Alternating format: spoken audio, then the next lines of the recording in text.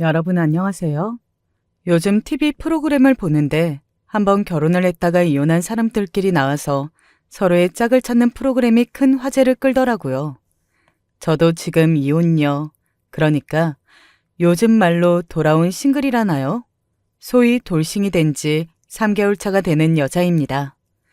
주변 사람들은 너무 젊은 나이에 이혼을 해서 지금이라도 얼마든지 새로운 남자를 만나 다시 한번 결혼 생활을 시작할 수 있지 않냐고 등을 떠밀어요.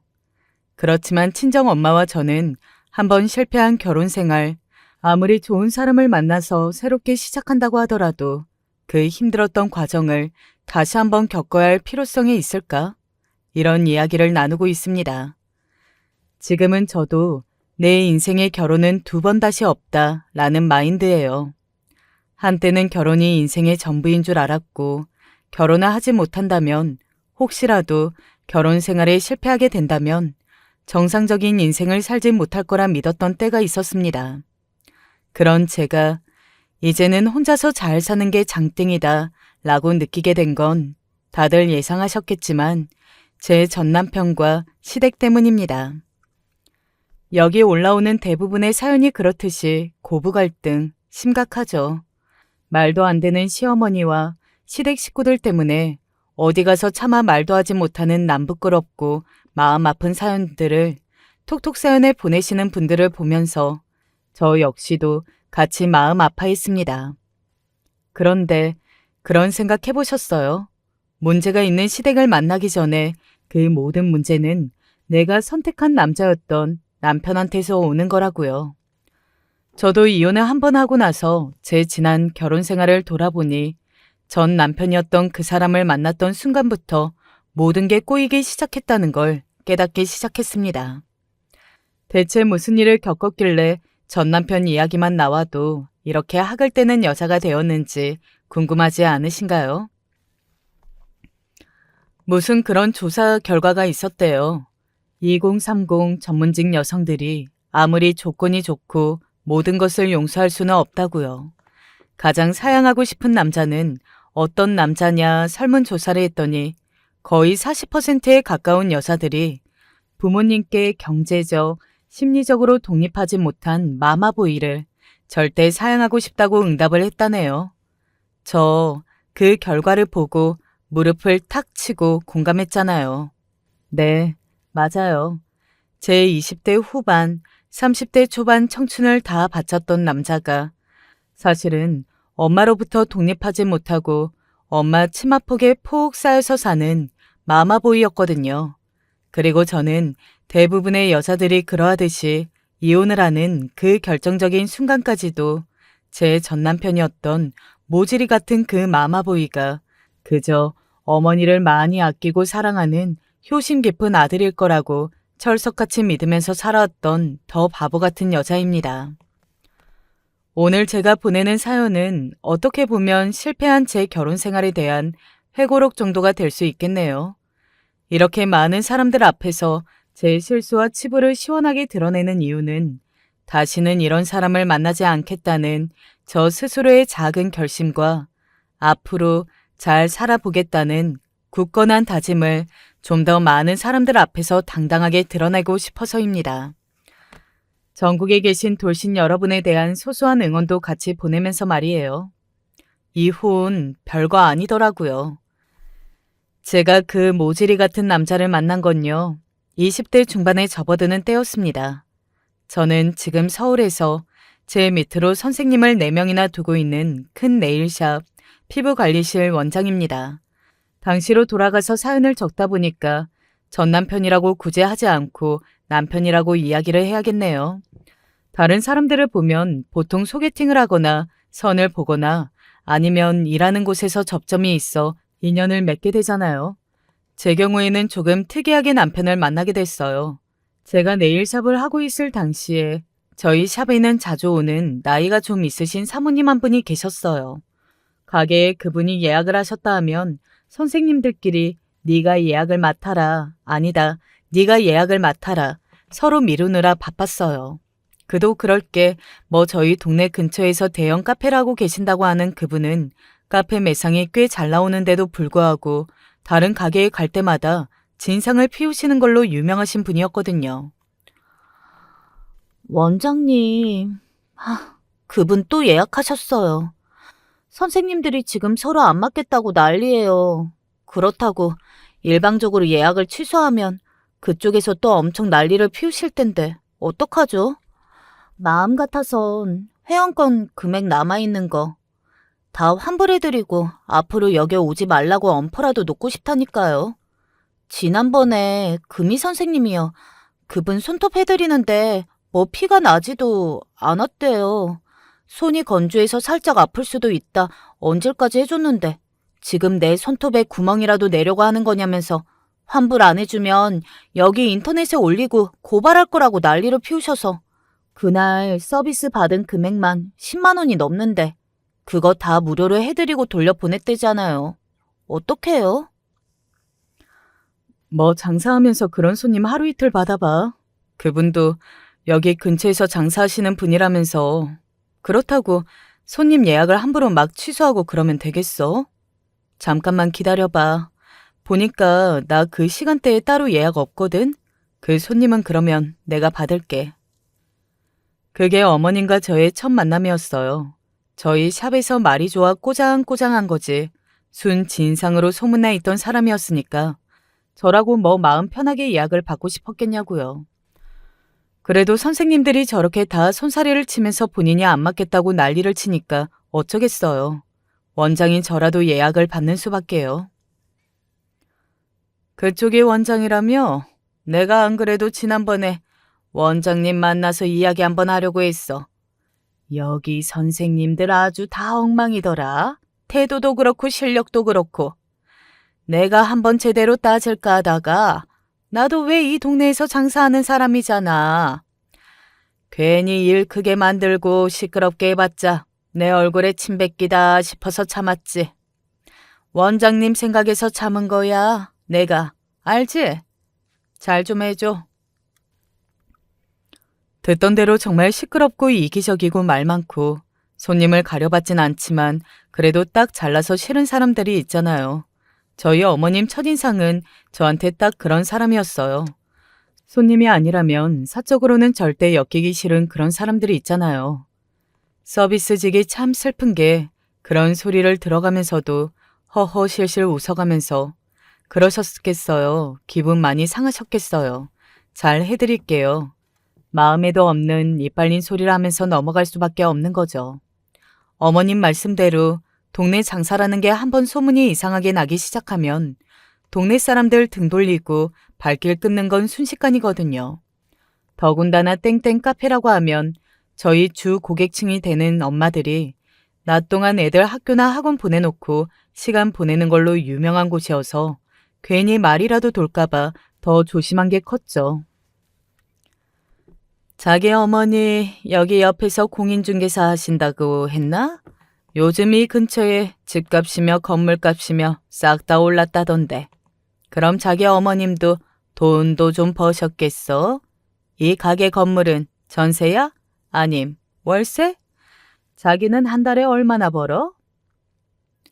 이제는 관심사가 저랑 제 어머니 수입 쪽으로 옮겨가셨는지 이것저것 마음 물으세요.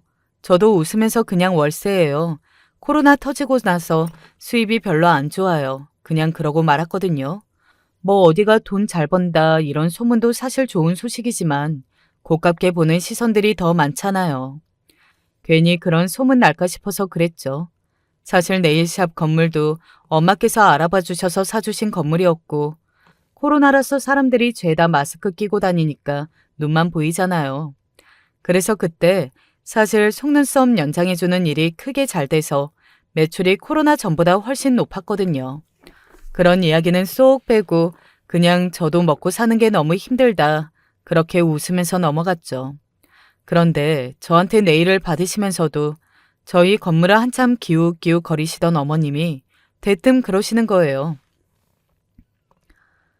내 아들이 이번에 박사학위 마치고 저기 대학교에서 연구원 막 시작했거든.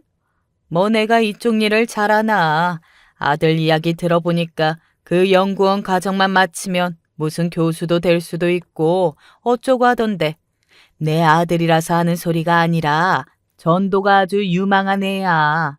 내가 딱 하나 걱정되는 게 얘가 너무 공부 엉덩이 붙이고 앉아서 공부할 줄만 알고 뭐 어디 가서 사람 만나볼 줄을 알아야지. 그래서 나이는 다 찼는데 결혼하겠다는 소리가 영 없어서. 이야기 들어보니까 원장님도 아직 결혼 전이라며. 우리 아들 한번 소개 안 받아볼래?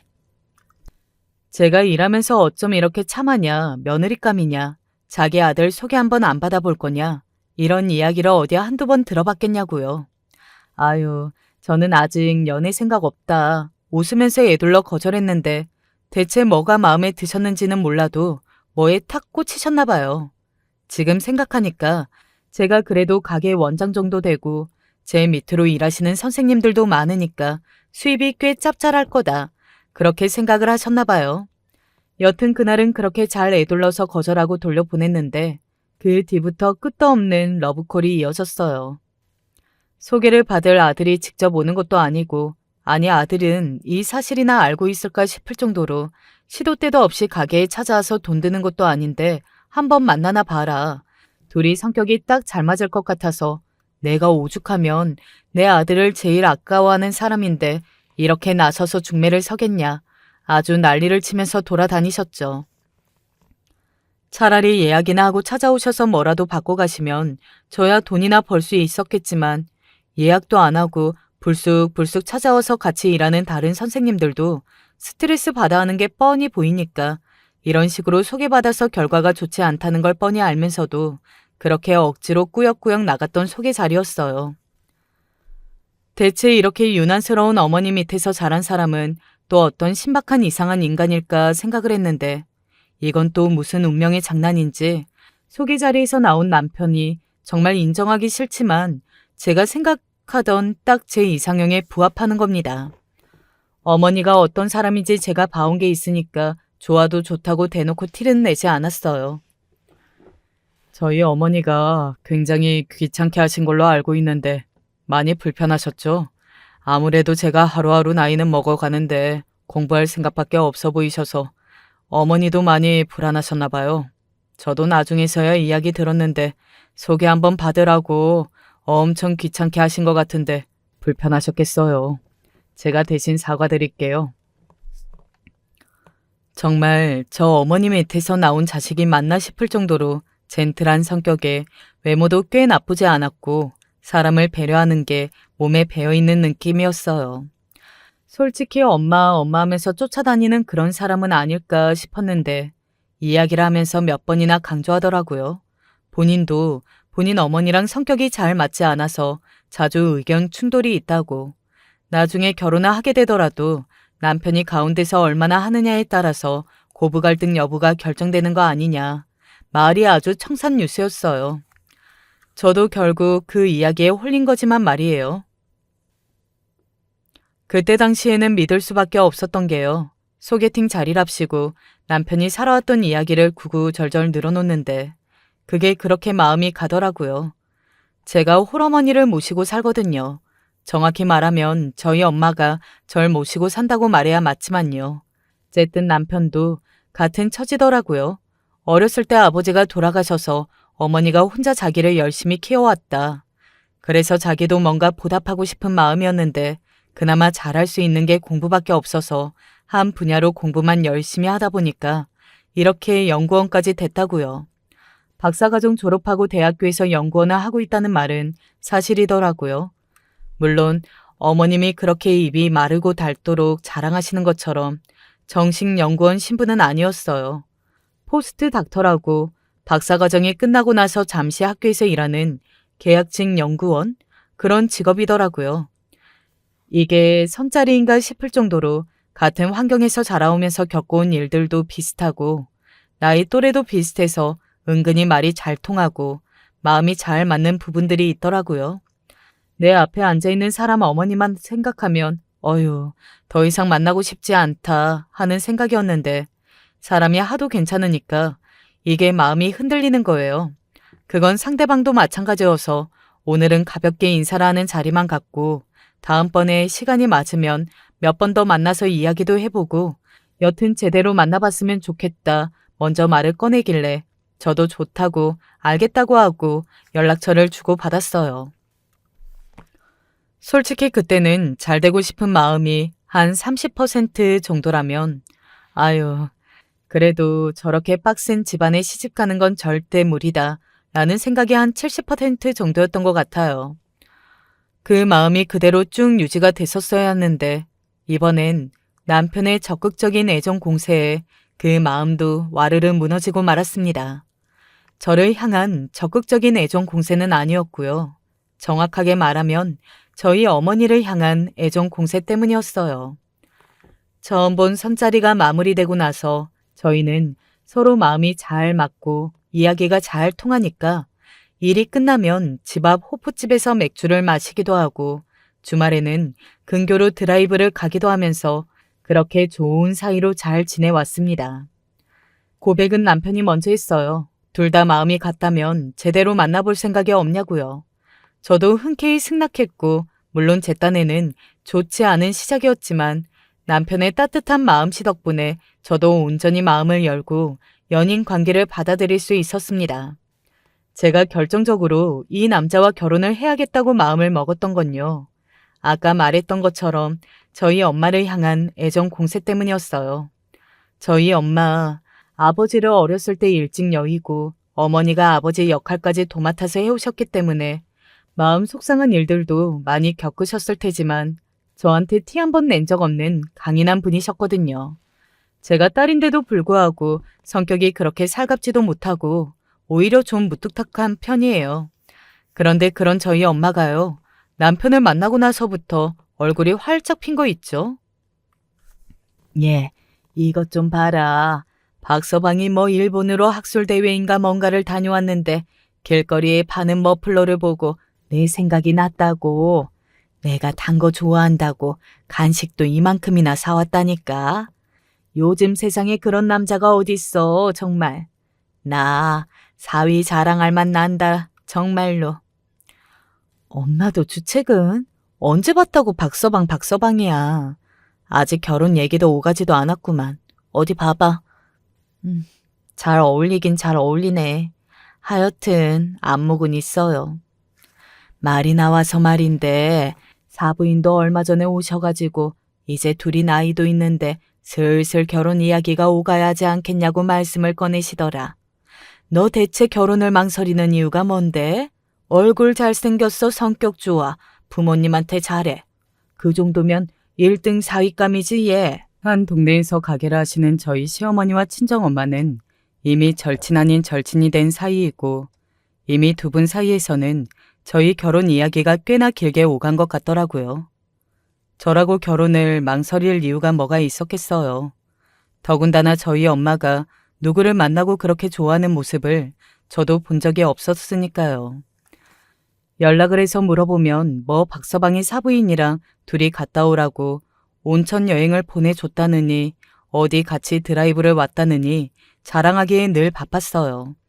저는 아무래도 가게를 운영하고 있는 입장이다 보니 엄마를 모시고 근교로 여행 한번 다녀오기에도 빠듯했는데 제가 해야 할 효도를 남편이 대신 해주는 것 같아서 미안하고 고마웠습니다. 그리고 저희는 그해 9월에 결혼식을 올리게 됐습니다. 저희 샵 직원들이 시어머니 얼굴을 보고 깜짝 놀랐잖아요. 원장님, 진짜 저 집으로 시집 가는 거 맞냐고요? 저도 안 믿겼어요. 가게에서 진상이라고 저런 사람이랑은 절대 가족으로 안 엮일 거라고 생각했던 사람이 제 시어머니가 될 줄이라고 누가 상상이나 했겠어요. 시어머니가 어떤 사람이든 뭐 어떤 행동을 하는 사람이든 저는 다른 건 안 보고 남편이 저희 엄마한테 잘했던 거 딱 그거 하나만 보고 결혼했어요. 결혼을 하고 나서 남편의 태도가 180도 달라지고 그동안 남편이 저희 엄마에게 했었던 효도가 엄청난 족쇄가 되어 돌아올 줄도 모르고 말입니다. 그렇게 한 치 앞도 모르고 저는 환하게 웃으면서 버진 로드를 걸으며 사람들에게 손을 흔들었죠. 그게 제 마지막 인사였습니다. 평온하고 안정적이었던 제 일상의 전환은 마지막 인사였어요, 그게. 결혼을 하고 나서 갑자기 모든 게 180도 바뀌진 않았어요. 다들 그러시겠지만 늘 혼자 살았던 사람이 둘이 된다는 것, 저 살마의 가족도 내 가족이 된다는 것, 이게 결혼이라는 제도 하나로 순식간에 바뀌는 거잖아요. 당연히 법적으로는 묶여 있는데 심적으로는 확 묶이지 않는 그런 기분이라고 해야 하나요? 이걸 또 말로 설명하려니까 복잡하네요. 어쨌든 저희는 남편이 아직 계약직 연구원 신분이었기 때문에 신혼부부 특례로 대출을 받으려니 이율도 원하는 만큼 나오지 않고 해서 결혼식만 올리고 혼인신고는 당분간 좀 미뤄두자 그렇게 약속을 한 상태였어요. 물론 양가 부모님들은 그렇게 수지타산만 따질 게 아니라 부부라면 모름지게 혼인신고를 하고 행정적으로도 하나로 묶여있는 상태여야 하지 않겠냐라고 하셨지만 이제 저희 부부 일인걸요. 남편의 벌이에 비하면 제 벌이가 월등하게 높았고 신혼집에서 혼수까지 소극적으로 대처하는 남편의 태도 때문에 거의 모든 것들을 제가 해왔던 것 같네요. 나중에 생각해보니까 그렇게 한 게 다행이다 싶기도 했는데 이게 막상 두 사람이 결혼하는데 한쪽이 혼자서 손해보는 것 같은 생각이 드니까 사람이 기분이 또 그런 거예요. 그렇게 결혼을 하면서 모자랄 것 없이 해온 상황인데 시댁에서 싫은 소리를 한 번씩 들으면 또 제 자존심을 얼마나 상했겠어요. 물론 저희 시어머니는 제 자존심을 긁어서라도 남편의 자존심을 올려야 성에 차시는 분이었지만요. 예, 그거 못 보던 가방이다. 새로 산 거니?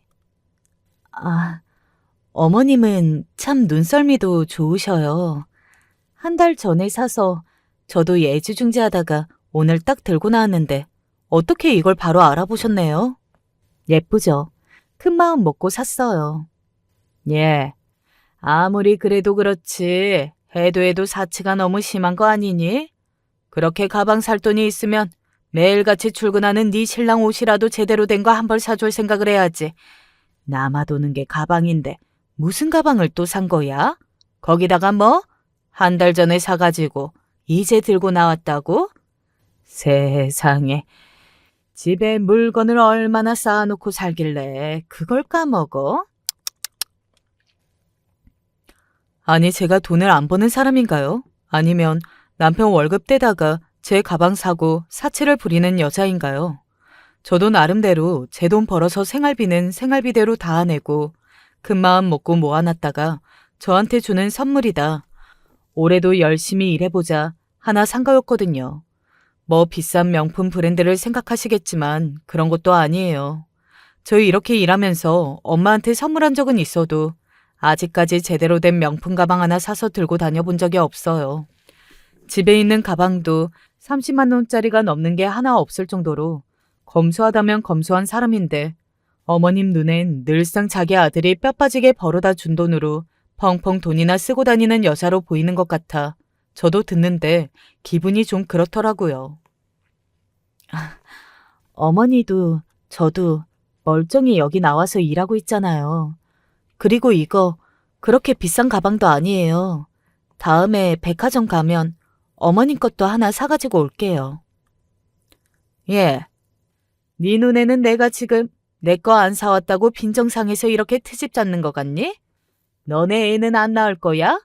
네 남편 교수 될 때까지 뒷바라지는 안 할 거야?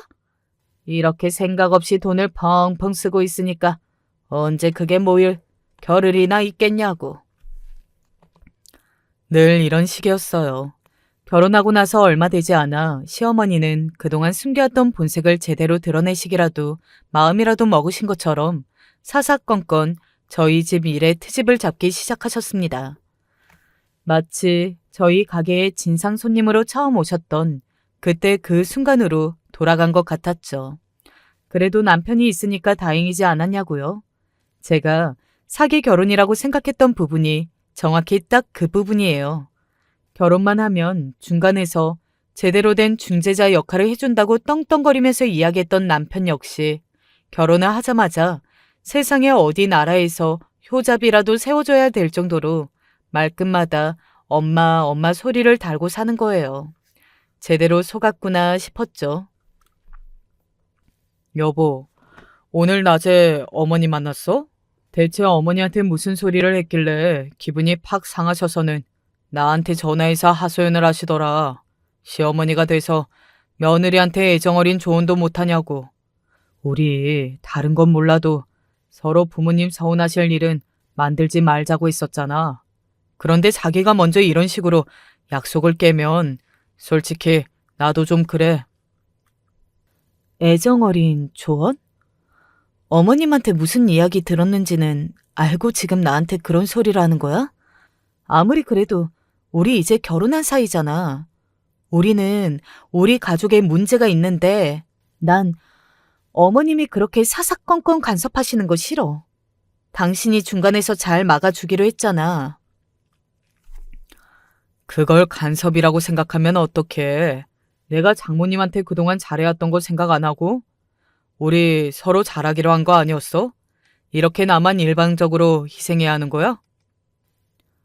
부정할 수 없었던 게 남편이 저희 엄마에게 잘하고 있는 건 사실이었으니까요. 저도 그만큼 어머님한테 하고 있냐고 물어본다면 저 양심에 손을 얹고 정말 며느리로서 해야 할 도리는 다 지키면서 살아온다 자부할 수 있었거든요. 그런데 시어머니랑 남편 눈으로 봤을 땐 늘 한참 부족하고 가르칠 거 많은 인간이었나 봅니다. 처음 문제 삼았던 건 저희 가게였어요. 계속 말했던 것처럼 저희 남편이 계약직 연구원이었기 때문에 수입이 그렇게 크지 않았거든요. 최소한 내야 할 생활비들은 각각 가출하고 나머지 돈은 그냥 자기가 편한 데 써라. 전 그렇게 쿨하게 인정까지 해줬어요. 제가 좀 더 벌고 있는 상황이니까 당연히 생활비도 남편보다는 제가 더 많이 냈었고 사람들 만날 일이 많을 테니까 거기서 괜히 밥 얻어먹고 커피 얻어먹고 하면 형편이 어려운가? 사람들이 그렇게 생각할까봐 나름 남편은 생각한 배려였죠. 그런데 어머님은 제가 집안 살림을 엉망진창으로 운영하고 있다는 듯이 말씀하시면서 대뜸 가계부를 내놓으라 그렇게 이야기를 하시더라고요. 내가 돈 만진 세월만 몇 년인데 너네 그렇게 제대로 돈도 못 모으고 살림도 못할 거면 차라리 가계부 나한테 주고 살림 나한테 맡겨라. 너 집에서 제대로 장은 보고 얘 밥은 해먹이고 살고 있니? 얘가 볼 때마다 삐쩍삐쩍 말라가는 게 어제 저녁에 뭐 먹었어? 아휴, 엄마 그만 좀 해. 요즘에는 시켜 먹는 게 사 먹는 것보다 훨씬 싸다니까. 둘 다 뻔히 나가서 일하고 집에 돌아오면 손 하나 까딱 못할 정도로 힘든데 살림은 무슨 살림이야? 내가 이럴 줄 알았어. 너네 살림도 지금 전혀 안 하고 있는 거지? 집안 꼴은 또 얼마나 엉망으로 해놓고 살지.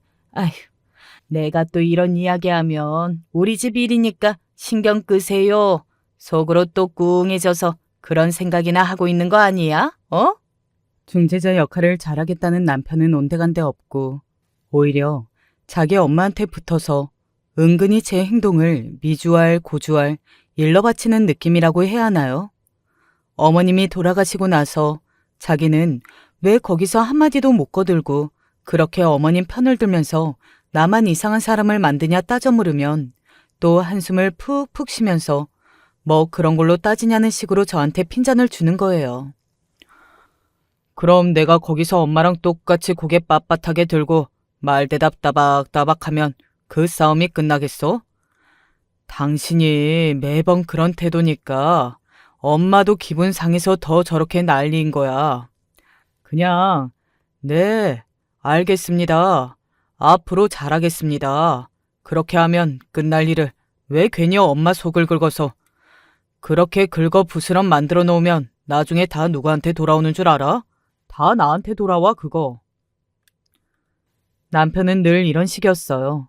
오히려 저랑 결혼한 이후에 제가 중간에서 시어머니한테 고분고분 네 알겠습니다 하는 법이 없이 그래도 그건 좀 그래도 이건 좀 사사건건 말대꾸라고 대드니까 오히려 시어머니랑 본인 사이도 더 안 좋아졌다 이겁니다. 이미 다 끝난 마당이지만 저 사연을 보내면서 정말 여쭤보고 싶었어요. 이게 제가 잘못한 일인가요? 정말 사연을 듣고 계신 분들께서 제 입장에서 한 번만이라도 생각해 주세요. 어머님이 너네 살림을 제대로 못하는 것 같으니까 본인한테 살림을 맡겨라. 가계부를 내놔라. 이렇게 쥐락펴락하시고 싶어 하시는 게 뻔히 보이는데 거기다 대고 진짜 안사람인 제가 네, 알겠습니다. 다 드리겠습니다. 이렇게 하는 게 정말 맞는 일이냐고요. 저도 알고 사연을 듣는 여러분들도 알고 세상 다 아는 걸 남편 혼자만 모르는 거예요. 왜 우리 엄마 상처 주냐 하루 종일 징징거리기만 하는 거죠. 제가 단호한 태도로 나왔는데도 불구하고 어머님의 간섭이나 참견은 날이 갈수록 점점 더 심해지셨어요. 하루는 제가 몸이 안 좋아서 선생님들한테 가게를 맡겨놓고 거의 1년 만에 출근을 하지 않았던 것 같아요. 아무래도 결혼하고 난 이후로 일 외에도 시댁까지 신경 써야 할 일이 한두 가지가 아니었던 게 그때 한 번에 터져버린 것 같아요. 뭐 이유는 딱히 없다는데 무리해서 그런 것 같다며 푹 쉬시라고 비타민 넣고 링거를 한 대 맞고 속도 별로 안 좋아져서 죽을 포장해서 겨우 몇 술 뜨다 말고 거실에서 까무룩 잠에 들었어요. 예, 너 집에 있는 거 다 알고 왔다. 문 좀 열어봐라. 어? 안에 있지? 안에 사람이 있든 없든 상관없이 저렇게 아들 내외가 사는 집문을 두드리는 시어머니가 세상 천재 어디 있겠어요? 저 꿈인 줄 알고 깜짝 놀라서 일어나서 두리번거렸어요. 핸드폰을 봤는데 시어머니한테 부재중이 2통이나 찍혀 있더라고요. 이제야 겨우 막 잠든 상태인데 시원하게 잠이 깨버려서 우선 저 시끄러운 문 두드리는 소리부터 어떻게 해야겠다 싶어서 밖으로 나갔어요. 아휴, 일 안 나갔다고 하더니 집에서 하루 종일 퍼질러 산 거니? 너 이러고 너희 남편 맞이할 생각은 아니었지? 예, 비켜봐라. 나 좀 들어가자. 남편이 있을 때는 제가 눈에 쌍시침을 켜고 약속 없이 오지 마셔라 난리를 치니까 남편 눈치를 봐서 못 오셨던 것 같은데 가게에 가셨다가 제가 오늘 휴가를 냈다는 사실을 알게 되셨나 봐요. 옳다구나 하고 달려오셨겠죠. 한바탕 들쑤실 기세로 집으로 들이닥친 시어머니를 상대하기엔 제 기력이 너무 없는 상태였어요. 어머님, 저 집에서 농땡이 피우고 싶어서 휴가 낸 게 아니라요. 정말 몸이 안 좋아요. 방금도 약 먹고 겨우 잠들었는데. 급한 일 아니시면 다음에 다시 이야기하면 안 될까요? 예, 누가 보면 너 아주 노가다라도 뛰는 줄 알겠어? 뭐 그렇게 아프고 힘든 일이 뭐가 있다고 이 난리니? 다들 그러고 살아. 너 휴가 냈다고 그래서 마침 잘 됐다 싶어서 왔다.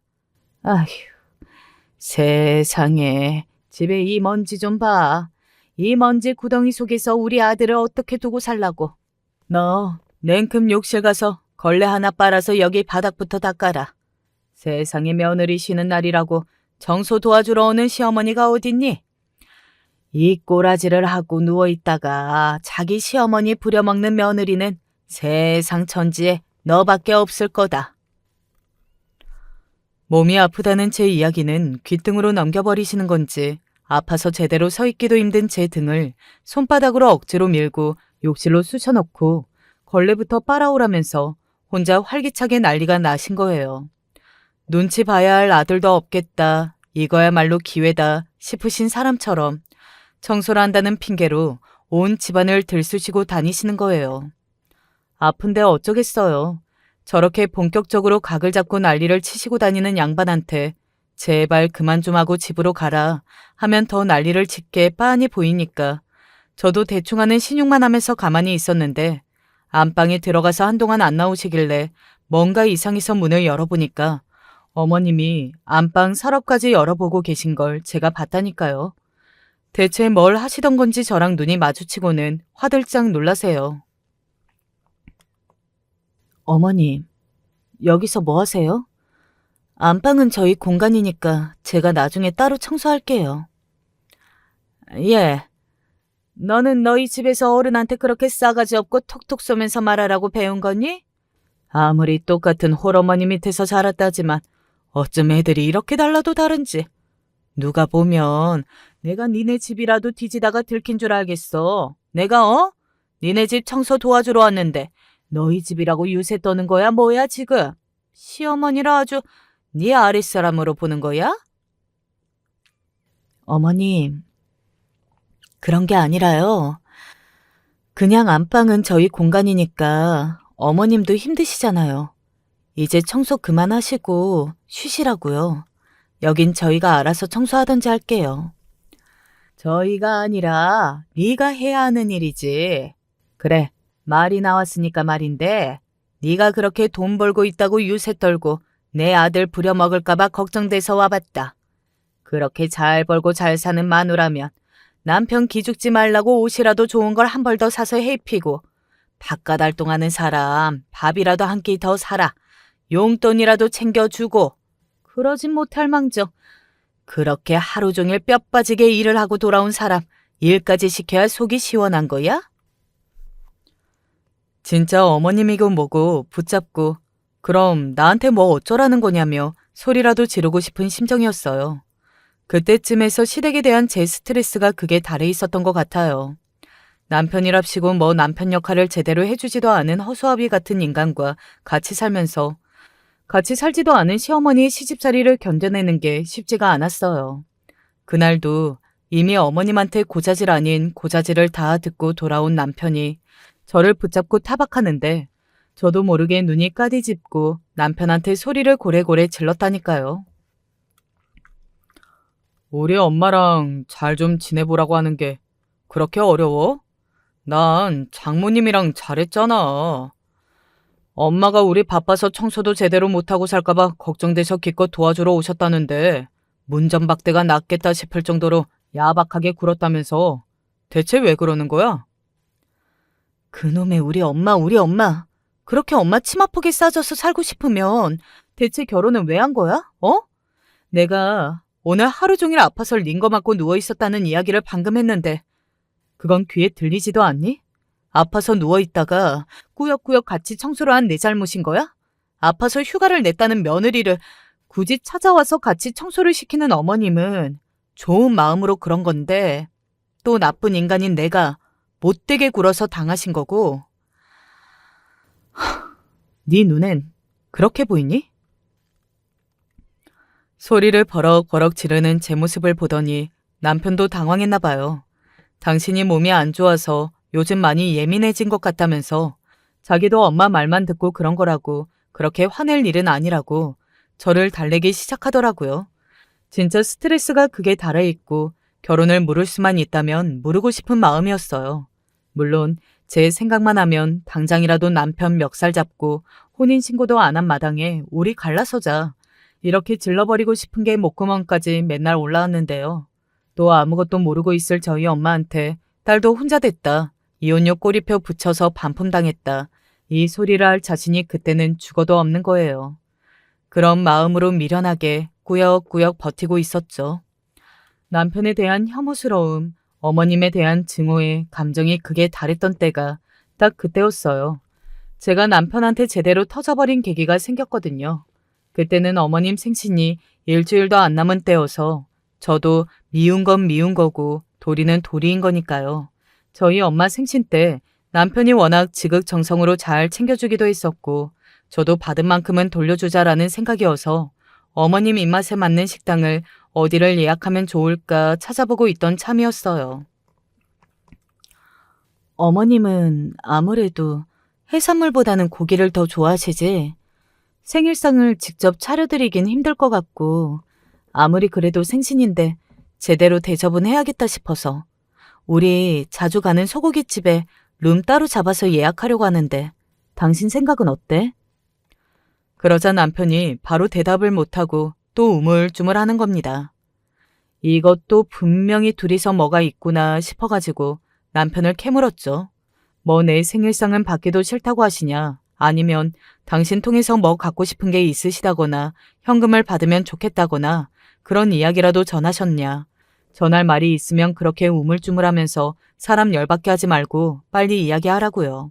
그런데 남편 입에서 이어지는 이야기는 사연으로 적기도 너무 충격적이고 민망해서 말이 안 나옵니다.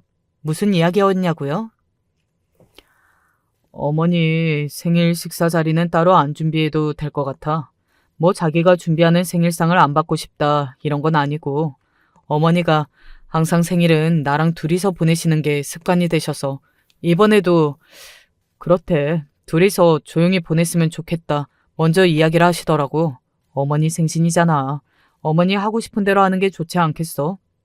그래서 말인데 이번 어머니 생신 때 어머니 모시고 여기 가까운 호텔에 호캉스라도 한번 갔다 오려고 하는데 당신이 그 호텔 좀 알아봐 줄 수 있을까? 엄마가 하도 호캉스 노래를 부르길래 그게 좋겠다 싶어서. 지금 그러니까 저한테 하는 이야기가 그거예요. 어머니 말로는 아들이랑 둘이 오붓하게 시간을 보내고 싶으니 며느리는 우리 둘 사이에 낄 생각하지 말고 우리 둘이서 오붓하게 시간 보낼 수 있는 호텔이나 예약해달라. 네 돈으로. 그 이야기를 하시는 거잖아요. 이쯤 되니까 내가 여자 있는 남자랑 결혼했어도 이런 취급은 안 받고 살겠구나 싶더라고요. 그러니까 지금 생일날 나만 쏙 빼고 둘이서 오붓하게 시간 보내고 싶으니까 난 빠져달라. 이 이야기네? 아니, 화 안 났어. 이제 더 이상 둘이서 그렇게 짝짝꿍하고 계시는데 뭘 보태고 화내고 할 기운도 없고 그럴 가치도 없는 것 같다. 호텔 예약해 줄 테니까 어머님 모시고 오붓한 시간을 보내고 오든 다정한 시간을 보내고 오든 마음대로 해. 보통 그 정도까지 이야기라 하면 눈치껏 어머니를 설득해서 세 명이서 같이 가던지 뭐 셋이서 식사만 조용히 하고 파한다던지 설득해서 그러는 게 맞지 않나요? 남편은 제 말을 정말 고지고대로 들었는지 역시 우리 생각해주는 건 자기밖에 없다면서 신이 나서는 어머님한테 전화해서 엄마 며느리가 보내준대 걱정 마 같이 안 갈 거야. 제 앞에서 그렇게 주절거리더라고요. 저렇게 엄마 없이는 아무것도 할 수 없는 남자라면 엄마한테 반품 시키는 게 도리 아닐까? 저도 그렇게 생각했어요. 남편이랑 어머님이 예정대로 호캉스를 떠나고 저는 침대에 누워서 한참을 울다가 친정 엄마한테 찾아갔어요. 오밤중에 누가 봐도 운 것 같은 얼굴로 친정 엄마를 찾아온 딸이 얼마나 걱정스러우셨겠어요. 저도 엄마가 걱정할 일인 걸 뻔히 알면서도 이대로 살다간 내가 제명에 못 살겠구나 그런 심정으로 나름대로 엄마한테 고자질 아닌 고자질을 해보고자 찾아간 거였죠. 엄마, 나 이혼하고 싶어. 이대로는 못 살겠어. 시어머니랑 남편 사이에 껴서 꼭 첩살이하고 있는 기분이야. 엄마는 깜짝 놀라시면서 제 이야기를 천천히 들으셨죠. 원래 남자들이 그렇게 바보 같은 구석이 있다. 박서방이 그렇게 바보 같은 면이 있어도 또 바보같이 엄마한테도 잘하지 않냐. 원래 남자는 다 애 같아서 네가 잘 어르고 달래고 그러면서 사는 거다. 저를 위로하셨죠. 저도 엄마한테 괜히 생떼를 쓴 것 같은 기분에 미안해져서 너무 걱정 말라면서 돌아왔어요. 그렇게 호캉스를 마치고 돌아온 남편은 아무래도 저희 엄마한테 한 소리를 들은 게 분명한 눈치였습니다. 제 눈치를 슬슬 보면서 최대한 제 심기를 거스르지 않으려는 사람처럼 행동하더라고요. 제 눈에는 신경을 쓰고 있는 그 모습이 더 꼴보기 싫은 거 있죠. 남편이 밥을 먹는 게 아니라 처먹는 걸로 보이기 시작하면 이미 그 관계는 끝난 거라고 하더니 딱 맞더군요.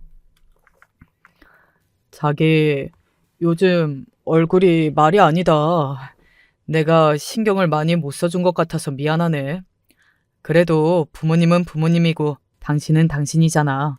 부모님이 이제 사셔봤자 얼마나 더 사시겠어. 살아계실 때라도 잘하자. 그런 마음에서 나는 그랬던 거지. 자, 우리 엄마 때문에 고생이 많았지? 당신 마음 편하게 피부과라도 좀 다녀오라고. 어느 날 저녁을 먹는데 남편이 밥을 먹다가 카드를 쓱 내밀더라고요. 제가 이게 무슨 카드냐 그러니까 자기랑 자기 엄마 때문에 너무 고생한 것 같다면서 피부과라도 다녀오랍니다. 사실 그때 제가 말을 못해서 그렇지 진짜 얼굴 상태가 말이 아니었거든요. 스트레스 때문에 얼굴에 원인도 알 수 없는 포진이 올라오지 않나. 보는 사람들마다 요즘 얼굴이 왜 그러냐고 물어볼 정도로 다 뒤집어져서 밖에서 일할 땐 마스크를 제대로 벗지도 못하는 상태였어요. 그래도 영 멍청이는 아니구나.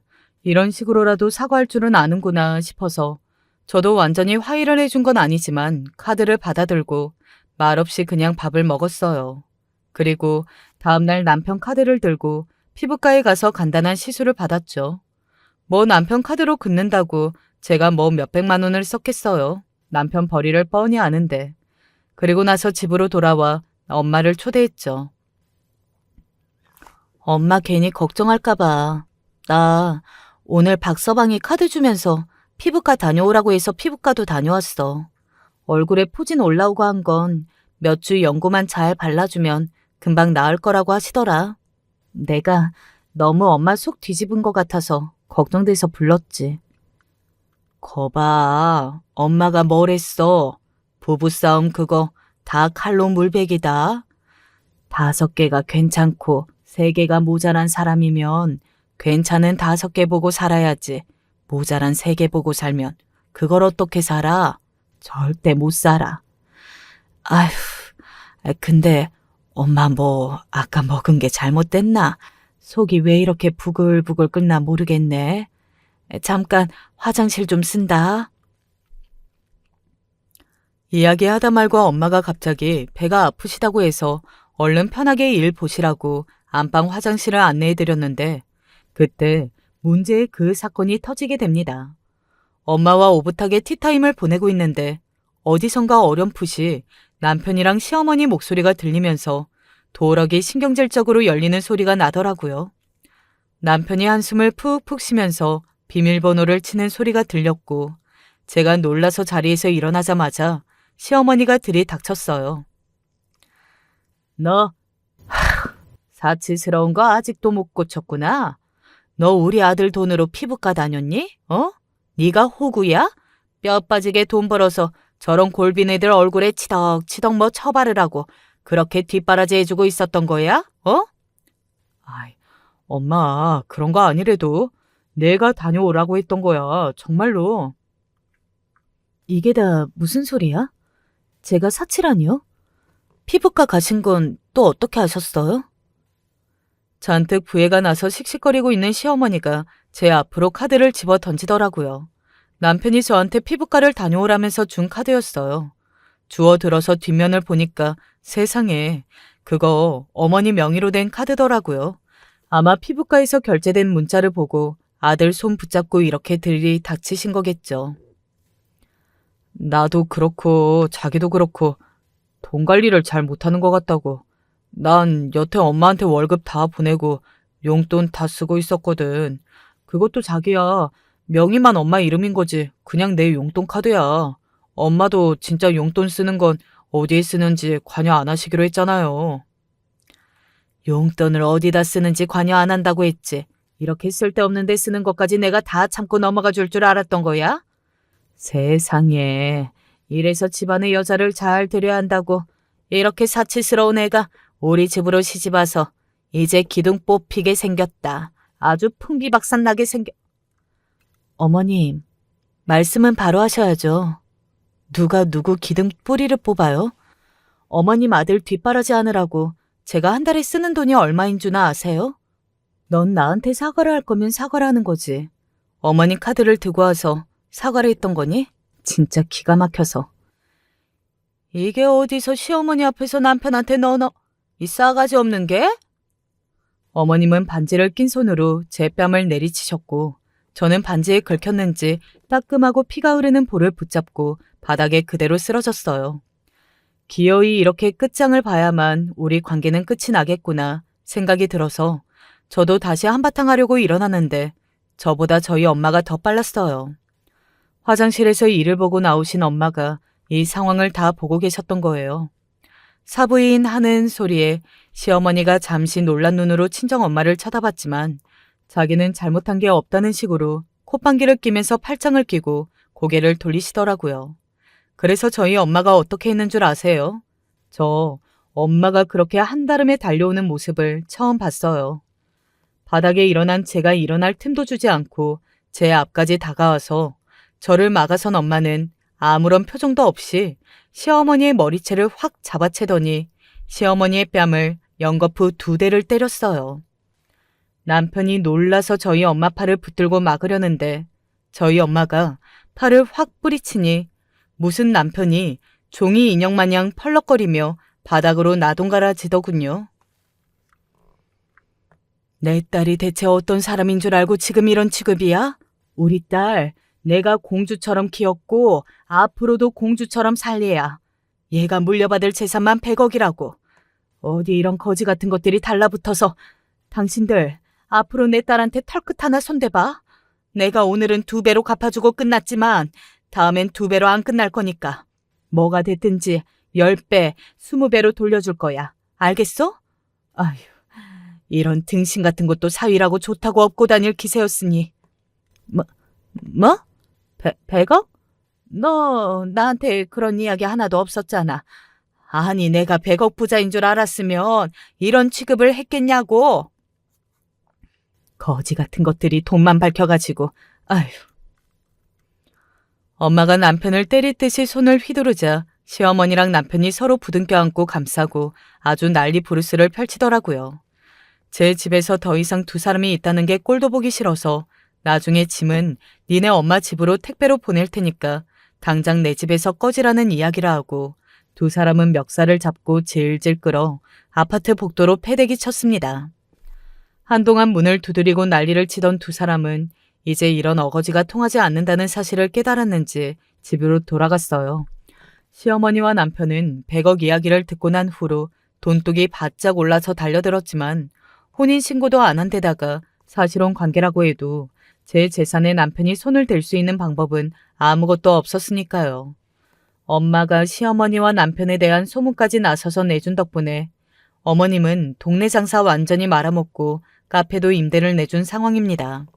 뭐 과정은 좋지 않았어요. 결과적으로 그렇게 남편을 정리하기 위해서 엄마 마음에 대못을 박았던 건 사실이니까요. 그치만 저희 엄마가 그러시더라고요. 이미 엄마가 네가 어떤 꼴을 당하고 사는지 다 본 마당에 그걸 참고 살았을 내 자식을 생각하면 그게 더 속이 미어지는 일이라고. 어떤 엄마도 자기 딸이 그런 꼴을 당하는 걸 원치 않을 거라고요. 그래서 엄마와 당당히 돌싱으로 돌아와 이렇게 글을 쓰게 되었습니다. 저와 같은 처지에 계신 전국의 돌싱 구독자 여러분들, 그리고 부조리한 시댁 참고만 사시는 여러분들, 행동하기 전에는 아무것도 바뀌지 않는다는 사실을 꼭 아셨으면 좋겠어요. 우리 참 소중한 존재잖아요. 사람들이 함부로 대할 수 없도록 우리가 먼저 우리를 사랑하고 아껴주자고요. 저도 앞으로도 쭉 엄마와 그렇게 살아보렵니다. 안녕하세요. 저는 55살 서울에 사는 노봉수라고 합니다. 사실 이 사연 채널에 사연을 보내게 된 건 얼마 전 제게 일어난 기적 같은 일 때문입니다. 그리고 이 일을 여러분과 함께 나누고 싶어 사연을 보내게 되었습니다. 긴 이야기지만 부디 꼭 들어주신다면 참으로 감사하겠습니다. 지금이야 전 좋은 아내, 여유로운 경제 여건 안에서 나름 괜찮은 삶을 보내고 있지만 20대 후반때만 해도 저는 시골에서 월세 5만 원 하는 곳에서 살고 있었습니다. 그 당시 저는 미래도 없고 꿈도 없어 그저 노가다를 뛰면서 하루살이처럼 살곤 했습니다.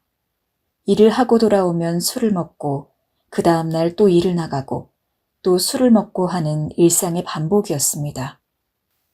하지만 제가 원래 그런 놈은 아니었습니다. 그 전까진 저도 나름대로 꿈이란 게 있었던 놈이었어요. 사랑하는 여자가 있었고 언젠가 이 여자와 함께할 미래를 꿈꿨습니다.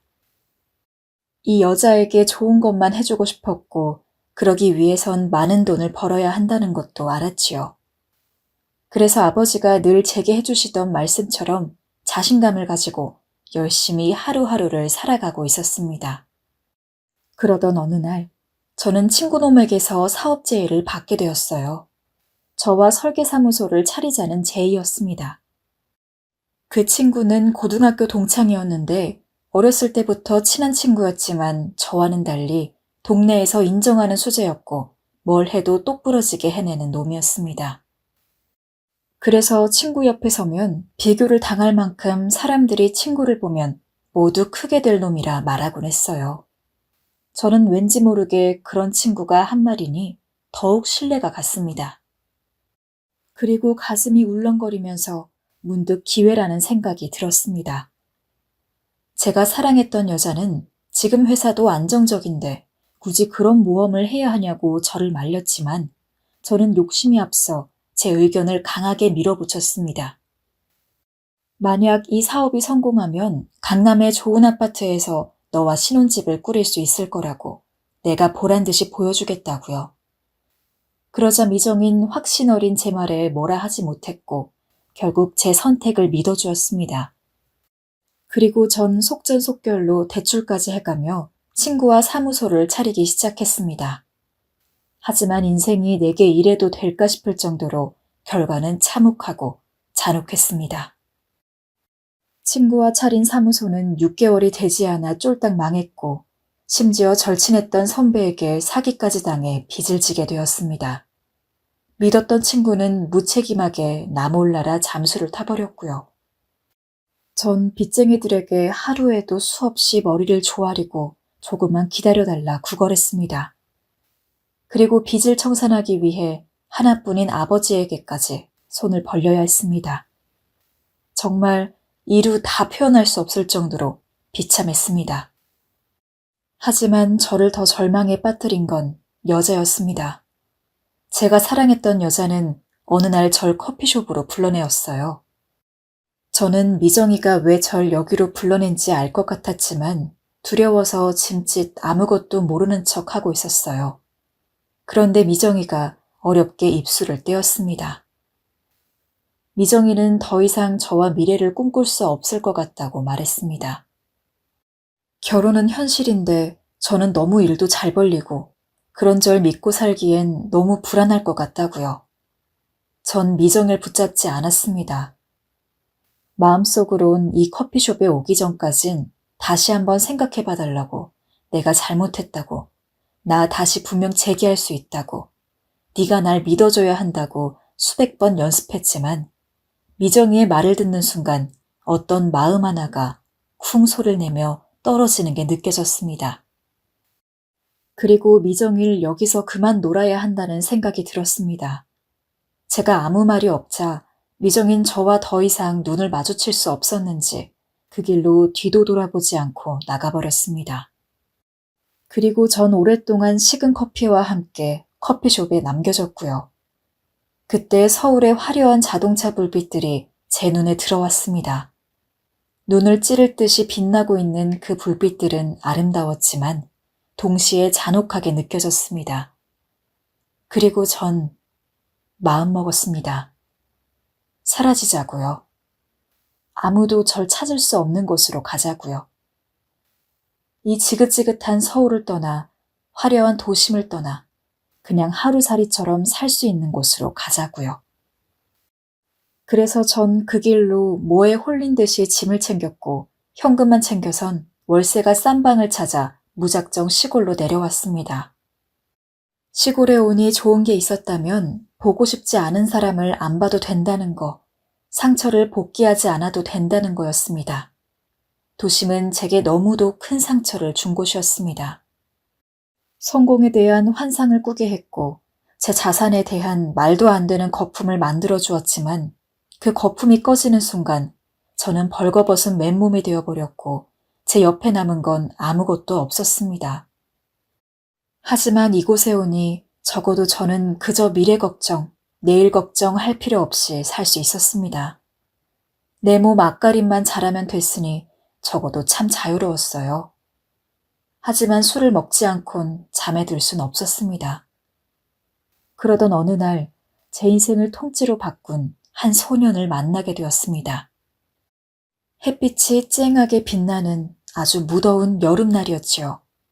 갑자기 작은 공 하나가 저희 집으로 굴러들어왔습니다. 뭔가 싶어 제가 공을 집었고 위를 본 순간 꼬마애 하나가 절 올려다보고 있었습니다. 꼬마애는 제게 공을 달라며 손을 내밀었어요.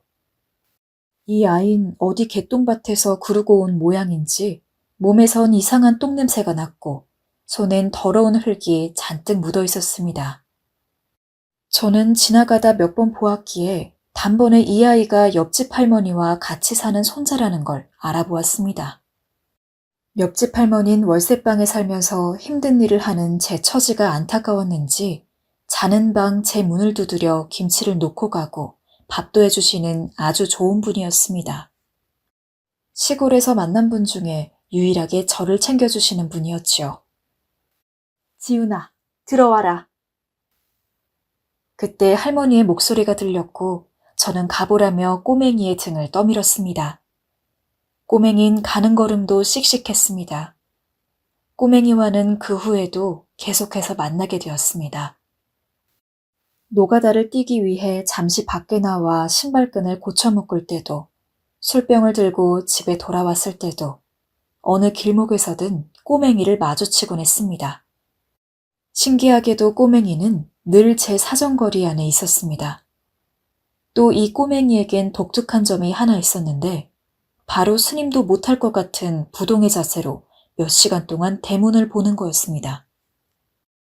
너 왜 자꾸 대문만 바라보고 있어? 거기 뭐 먹을 거라도 숨겨놨냐? 엄마를 기다려요. 엄마?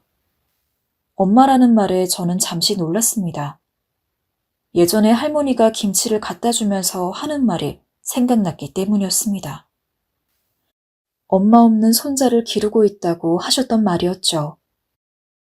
저는 잠시 당황하다 알았다고 한 뒤 나중에 할머니 집에 다 먹은 죽그릇을 들고 방문했을 때 슬그머니 물어보았어요.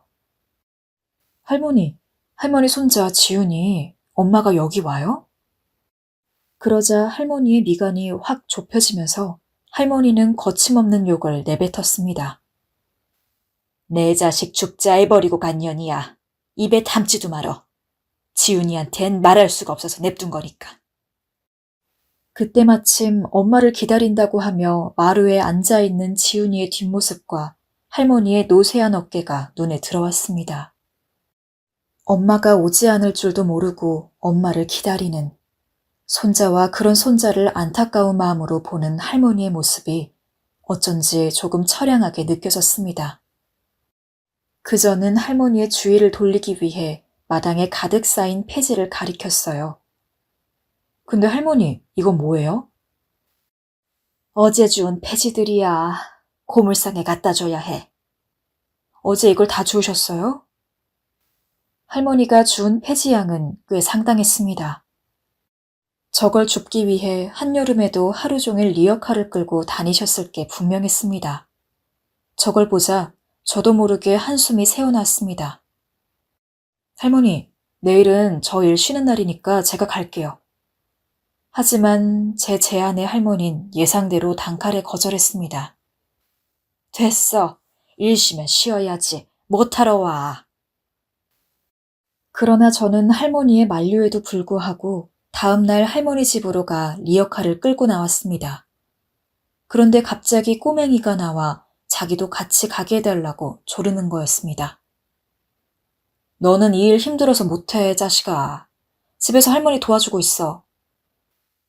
싫어요. 저도 할래요. 할 수 있어요. 녀석은 온순한 얼굴과는 달리 고집이 만만치 않았습니다. 계속 할 수 있다고 데려가 달라고 떼를 쓰는데 나중엔 제 바짓가랑이까지 붙잡을 기세였습니다. 결국 저는 알겠다며 고개를 끄덕였고 녀석은 제 허락에 곧바로 신이나 종알거리며 걷기 시작했습니다. 폐지 줍는 건 생각보다 쉽지 않았습니다. 노가다판에서 매일 구르는 저한테도 허리를 굽혀 폐지를 줍고 끈으로 묶고 있자니 땀이 비 오듯 주룩주룩 흘렀죠. 근데 이런 일은 칠순이 된 할머니가 매일 이 일을 하고 있었다고 생각하니 마음이 좋지 않아졌습니다. 하지만 녀석은 씩씩해 보였습니다. 녀석은 폐지 줍는 게 마치 봄 소풍이라도 나온 일이라도 되는 것처럼 콧노래를 흥얼거렸고 폐지도 씩씩하게 주워나갔습니다.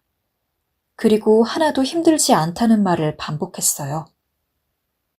녀석은 자기가 이제 할머니 대신 이 일을 할 거라며 포부를 말하기도 했습니다.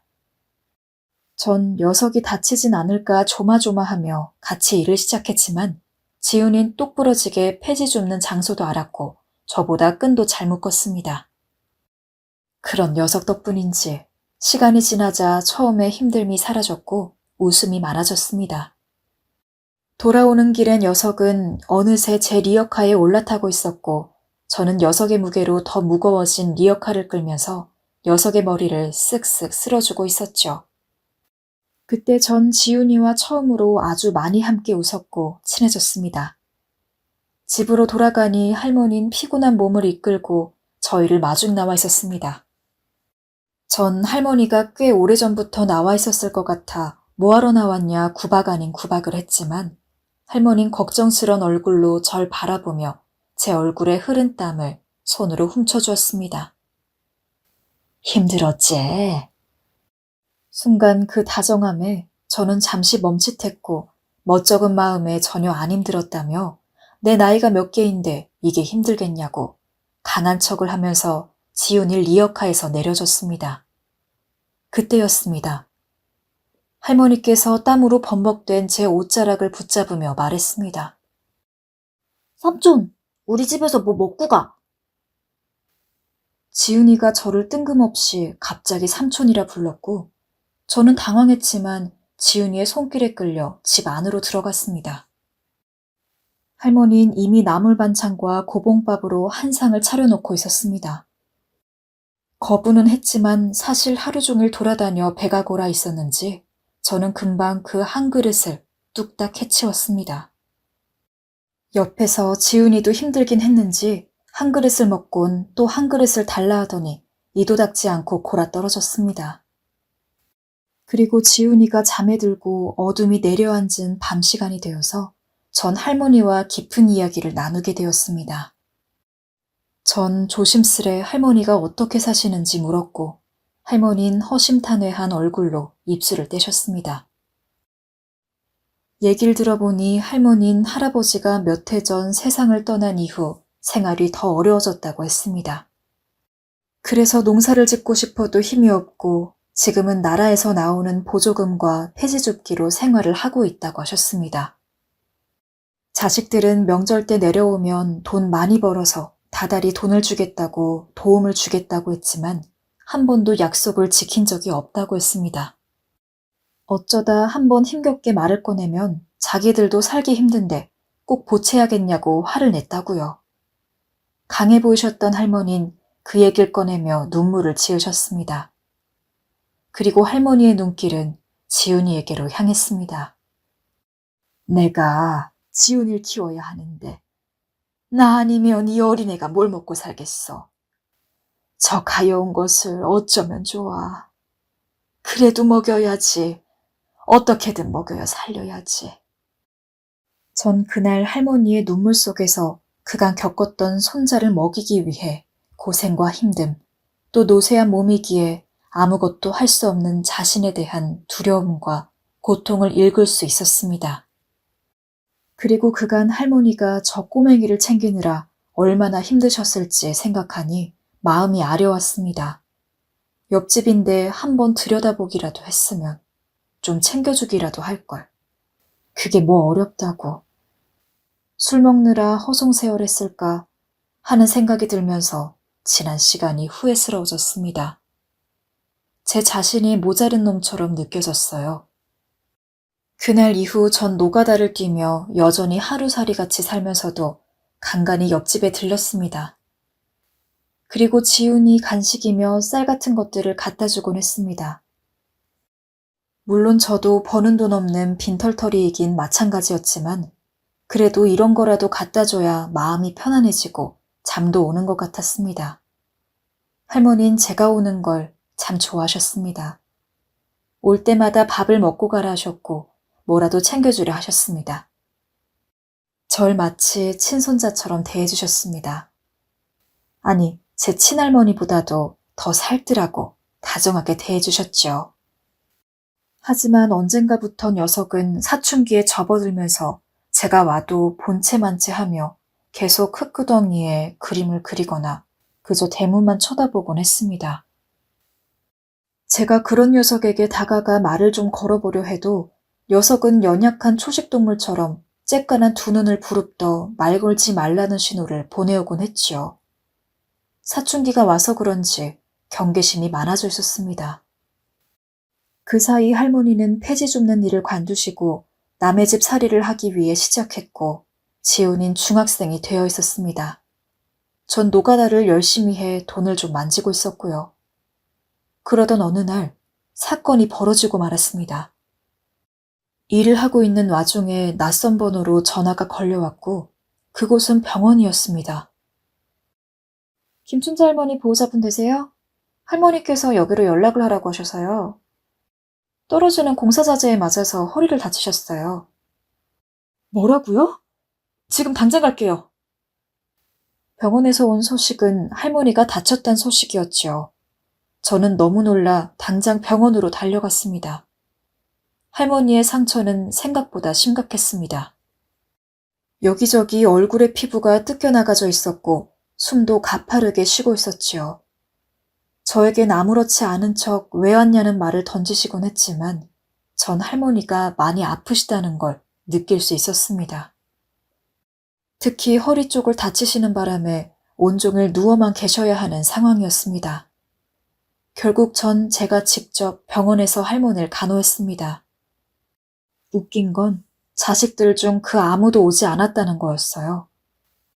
제가 연락처를 받아 전화를 걸었지만 부재중으로 넘어가는 전화가 대부분이었고 할머니가 다쳤다는 소식을 전해도 놀라는 기색 하나 없이 간호를 잘 부탁드린다며 돈은 계좌로 입금해주겠다는 말뿐이었습니다.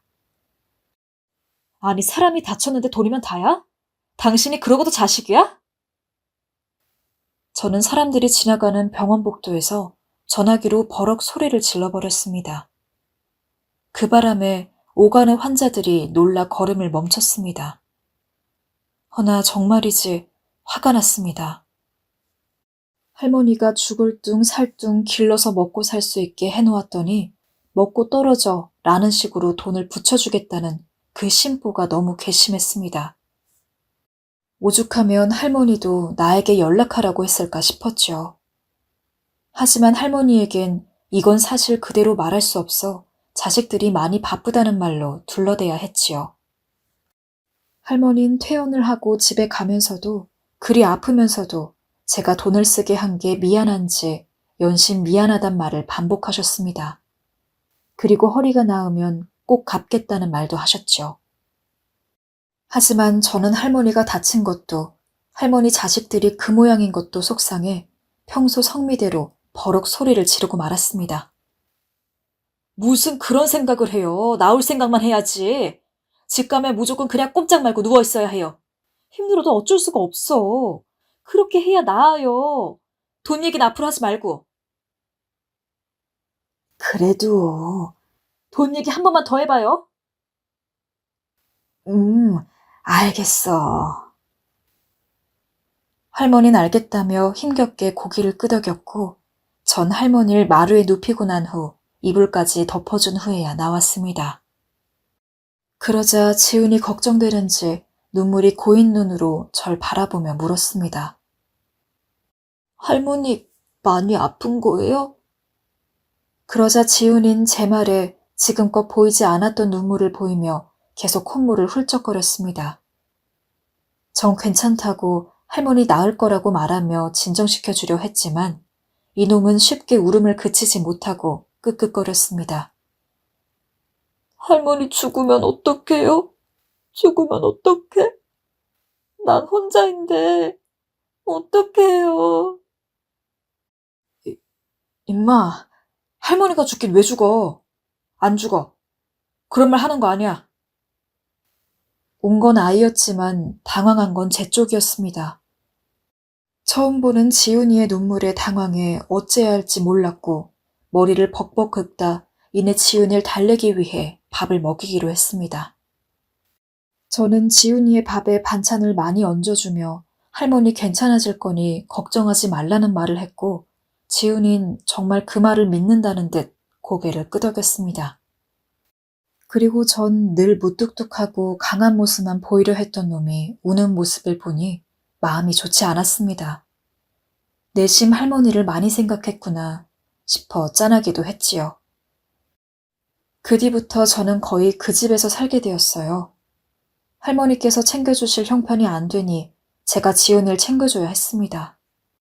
사실 밥도 할 줄 모르고 반찬도 할 줄 몰랐지만 곧 예전에 했던 요리를 되짚어가며 계란 프라이도 튀겨보고 볶음밥도 만들어 보았지요.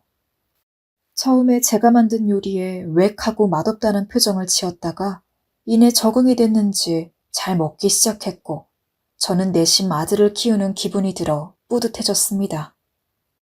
제 밥을 꿀떡꿀떡 잘 삼키고 이젠 제 말을 좀 듣는 것 같은 생각에 기특하기도 했습니다. 하지만 늘 그렇듯 녀석과의 사이는 또다시 하얀 곡선을 타기 시작했습니다. 그건 바로 녀석이 어디서 싸움질을 했는지 얼굴에 잔뜩 상처가 난 채 집에 들어온 날부터였습니다. 야, 너 이모 얼굴이 왜 그래? 지훈을 다그쳤지만 지훈인 말없이 들어가 버렸습니다. 전 심상치 않은 일임을 느끼고 지훈이를 뒤따라가 억지로 옷을 벗겼습니다. 그런데 지훈이 몸엔 피멍 자국이 가득했고 어디 성한 곳이 없었어요. 이건 거의 일방적으로 맞은 수준이었습니다. 갑자기 머리가 어지러워졌습니다. 누가 이런 거야? 신경 꺼요. 말하라니까? 누가 이런 거냐고. 신경 끄라니까요? 하지만 지훈인 방으로 쏙 들어가 방문을 잠가버렸고 할머니는 곧바로 걱정이 되는지 절 불렀습니다. 전 그날 내내 꼬맹이를 어르고 달래 누구한테 맞았는지 캐물으려 했지만 놈은 절대 알려주지 않았고 심지어 시위라도 하는 듯 밥도 먹지 않았죠. 전 녀석이 계속 이렇게 안 먹다 탈이라도 날까 싶어 뭐라도 먹이려 했지만 그럴수록 녀석은 더 반항하듯 먹지 않았습니다. 야! 결국 참다 못한 제가 지훈이에게 소리를 질렀고 지훈인 제 목소리에 겁을 먹었는지 몸을 살짝 떨었습니다. 너 이렇게 계속 밥 안 먹을 거야? 네 할머니 속 썩일 거냐고. 어른이 하는 말이 말 같지가 않아? 그럴 거면 나가서라 이놈아. 하지만 그때 아이의 입에서 생전 처음으로 차가운 물결 같은 목소리가 흘러나왔습니다. 왜 나한테 관심 가져요? 뭐? 아저씨가 아빠예요? 아저씨가 아빠냐고요. 우리 아빠는 죽었어요. 그러니까 신경 쓰지 말고 나한테 관심 갖지도 마세요. 겨우 15밖에 되지 않은 어린애가 너무나 차분한 목소리로 아빠가 죽었다고 말하는 모습에 저는 순간 할 말을 잃었습니다. 그건 마치 어제 밥을 먹었다고 하는 것처럼 아무렇지 않게 하는 말이어서 제가 외려 당황스러워 다음이어야 할 말을 찾아야 했고 그 사이 꼬맹인 쪼르르 집 안으로 들어가 버렸습니다. 그리고 전 마치 링 위에서 무참히 패배한 권투선수 같은 기분으로 아이의 뒷모습을 바라보아야 했지요. 전 그 뒤로 지은이에겐 말을 걸기가 조심스러워졌고 사이는 더 서먹해졌습니다. 그리곤 저도 점점 지훈이와의 싸움에 지쳐가 이젠 그 애가 밖에서 쌈박질을 하든 뭘 하든 내버려 두었습니다. 어차피 내 자식도 아닌데 됐어. 머리 복잡하게 신경 쓰지 말자 하는 생각으로 그냥 밥만 차려주고 할머니 병간호만 해주고 있었습니다. 하지만 그러던 어느 날이었어요. 제가 할머니 집에 있었을 때 누군가 집 쪽으로 돌을 던지기 시작했습니다. 짱돌들이었습니다. 그리고 그 돌은 아슬아슬하게 제 머리통을 스쳐 지나가 대구르르 집마당에 떨어졌습니다. 갑작스러운 돌 폭격에 할머니도 놀라 밖을 바라보았죠. 그때 몇몇 아이들이 담장 위로 기어올라 킬킬거리고 있는 게 보였습니다. 이놈들아! 그만 안 둬? 하지만 아이들은 제가 소리를 지르면 지를수록 더 재미있는지 돌을 던져대기 시작했습니다. 그런데 돌을 던져 맞히려는 대상은 제가 아니었습니다. 바로 옆에 있던 지훈이었죠. 지훈인 이미 알고 있다는 듯 차가운 눈길로 그쪽을 바라보았습니다. 그 순간 돌 하나가 지훈이의 물렁한 배에 푹 꽂혔고 지훈인 비명을 지르며 옆으로 쓰러졌습니다. 저는 놀라 지훈을 일으켰습니다. 옆으로 넘어지면서 다쳤는지 무릎에선 피가 나오고 있었습니다. 전 이제 정말 머리 꼭대기까지 화가 나 그 애들이 있는 곳으로 달려갔고 그러자 아이들도 담장에서 내려와 도망을 치기 시작했습니다. 그때 전 아이들을 쫓아가며 저 애들이 분명 지훈이를 때린 애들일 거란 생각이 들었습니다.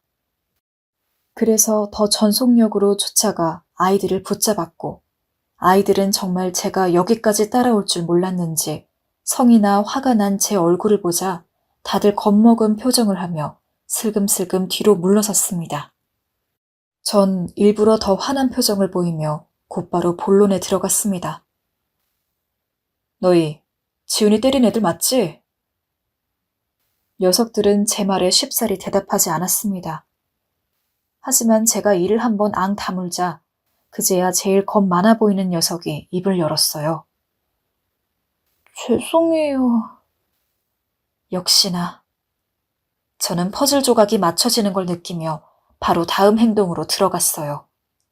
으름장을 놓은 거였습니다. 다신 지훈을 괴롭히지 못하게 해야 했으니까요. 그렇다고 친구를 때려? 너희 이거 내가 니들 부모님한테 말할까? 저희 걔랑 친구 아니에요. 걔 고아잖아요. 고아랑은 친구 안 해요. 맞아요. 녀석들은 지훈이를 고아라고 부르고 있었습니다.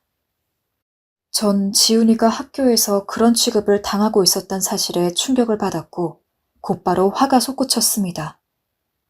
가뜩이나 어렸을 땐 대문을 보며 엄마를 기다렸던 녀석인데 전 지훈이 놀리는 녀석들의 머리통을 쥐어박으며 소리쳤습니다.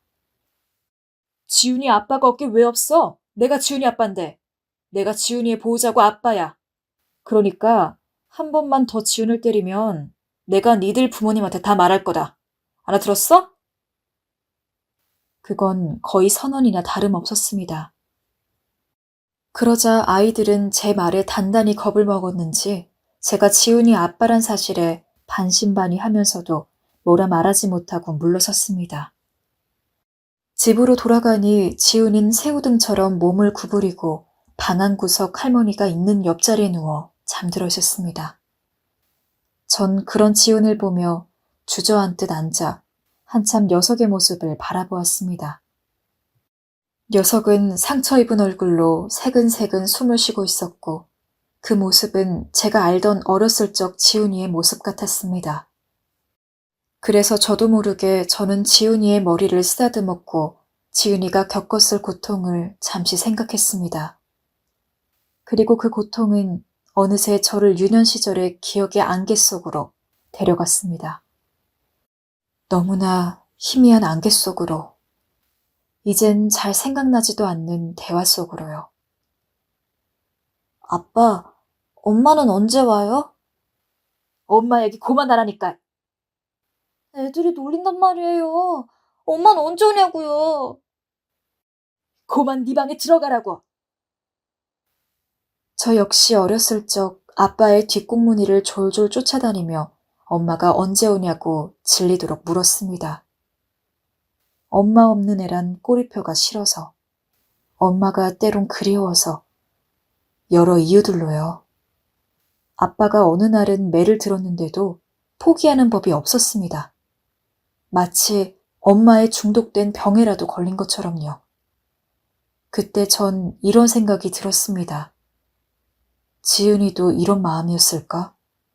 그래서 대문을 바라보았을까? 그래서 부모 있는 친구들에게 욕을 하고 달아났을까? 지훈이에게 있어야 할 보호자가 없단 사실. 그건 어린아이에게 너무나 큰 결핍이고 상처였습니다. 하지만 그걸 제대로 헤아려주고 보듬어주는 사람이 없었고, 그래서 아이는 대문을 바라보아야만 했을 것이었습니다. 그 모든 조각들이 맞춰지자 저는 순간 저도 모르게 눈물이 솟구쳐 주체할 수 없을 정도로 흐르기 시작했습니다. 전 눈물을 들키지 않기 위해 서둘러 방 밖으로 나왔어요. 그리고 뜨거운 눈물이 제 무릎으로 흙바닥 위로 떨어지는 걸 지켜보았습니다. 저는 그날 새근새근 잠든 지훈이의 깊은 눈가와 결이 고운 살결을 어루만지며 다짐했습니다. 내가 이제 너의 보호자가 되어주겠다고. 내가 너의 아빠가 되어주겠다고요. 저는 우선 일을 더 열심히 하기 시작했습니다. 자식을 먹여 살리려면 돈이 필요하니까요. 마음을 다시 새로 잡고 이번에야말로 더 진실한 노력을 기울이게 되었습니다. 제 기술들을 다시 정돈해 나갔고 믿을 만한 사람들을 만났습니다. 예전과 달리 하루하루가 더 의미 있게 변하고 있었고 저도 그걸 느끼고 있었습니다. 그러다 보니 저는 차곡차곡 돈을 모아갔고 시골을 떠나 서울에서 다시 자리를 잡을 여력이 생겼지요. 도피의 일환으로 시골에 내려온 거였지만 이젠 도피를 그만둬야겠단 결심이 섰기 때문이었습니다. 하지만 마지막으로 시골을 떠나 서울로 가는 날, 저는 짐 정리를 하면서까지도 저는 쉽게 발걸음이 떨어지지 않았습니다. 그놈의 정이 뭐라고, 할머니의 쪼글쪼글한 눈가와 지은이의 새하얀 웃음이 너무 그리울 것 같았습니다. 하지만 그래도 갈 사람은 가야 한다는 생각으로 짐을 쌌죠. 그 무렵 갑자기 똑똑하는 문소리가 들렸습니다. 뒤돌아보니 녀석이었어요. 녀석은 할머니가 전해주라고 했다며 도시락 통 하나를 건넸습니다. 통 안엔 제가 좋아하는 설탕 묻힌 토마토와 누룽지가 정갈하게 놓여 있었습니다.